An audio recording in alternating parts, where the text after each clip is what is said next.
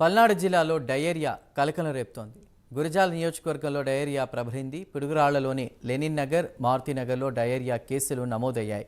వాంతులు, విరేచనాలతో 20 మంది కాలనీ వాసులు బాధపడుతున్నారు. పిడుగురాళ్లలోని ప్రభుత్వ ఆసుపత్రితో పాటు ప్రైవేట్ ఆసుపత్రిలో డయేరియా బాధితులు చికిత్స పొందుతున్నారు. లెనిన్ నగర్లో అధికారులు క్యాంపు కూడా ఏర్పాటు చేశారు.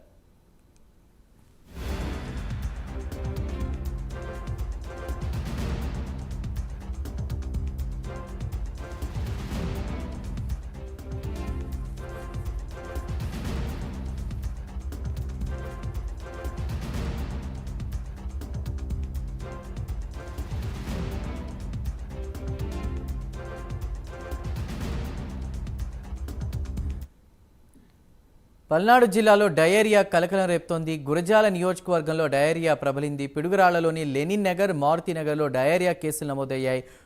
చాలా మంది కూడా వాంతులు, విరోచనాలతో ఇప్పటికే 20 మంది కాలనీ వాసులు కూడా బాధపడుతున్నట్టు తెలుస్తోంది. పూర్తి సమాచారాన్ని మా ప్రతినిధి రవికృష్ణ అందిస్తారు. రవికృష్ణ, ఈ మధ్య కాలంలో ఏపీలో ఈ డయేరియా కేసులు, అందులో ఇప్పుడు ప్రస్తుతం పల్నాడులో కూడా డయేరియా కేసులకు సంబంధించి కూడా ప్రస్తుతం కలకలం రేపుతున్నట్టు తెలుస్తుంది. పూర్తి వివరాలు ఏంటి?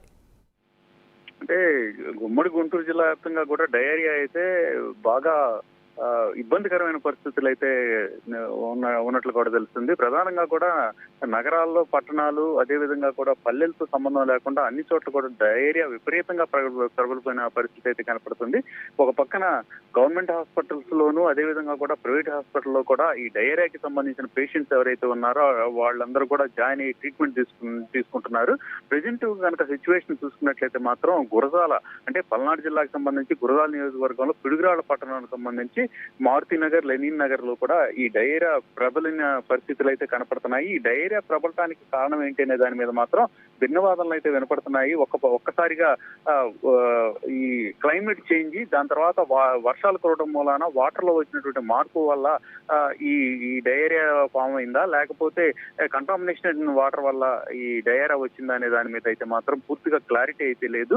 అదే విధంగా కూడా కొన్ని ఆహార పదార్థాల మూలాన కూడా డయేరియా వస్తుందని అయితే చెప్తూ ఉన్నారు. దీనికి సంబంధించి మాత్రం ప్రతి చోట వాటర్ కి సంబంధించి మాత్రం క్లోరినైజేషన్ అయితే చేస్తూ ఉన్నారు. క్లోరినైజేషన్ చేసినటువంటి ప్రాంతాల్లో కూడా డయేరియా ప్రబలడంతో మాత్రం అందరూ ఆందోళన చెందుతున్న పరిస్థితి అయితే కనపడతా ఉంది. ప్రధానంగా కూడా ఏదైతే ఇక్కడ డయేరియా ప్రబలినటువంటి ప్రాంతాలు కనుక చూసుకున్నట్టయితే ఆ ప్రాంతాల్లో మాత్రం హెల్త్ సెంటర్లను అయితే ఏర్పాటు చేసి అక్కడైతే మాత్రం పూర్తి స్థాయిలో కూడా చెకప్లు అయితే చేస్తున్నారు. ఇప్పుడు ఎక్కడ చూసినా కూడా డయేరియాకి సంబంధించిన పేషెంట్లతో మాత్రం హాస్పిటల్ అయితే కిటకిటలాడుతున్న పరిస్థితి కనపడుతుంది. దీనికి సంబంధించి ప్రభుత్వం అయితే మాత్రం ప్రధానంగా కూడా ఈ డయేరియాకి సంబంధించి కట్టడి చేసేందుకు మాత్రం మరింతగా కూడా చర్యలు తీసుకోవాలని ప్రజలైతే కోరుకుంటున్నారు.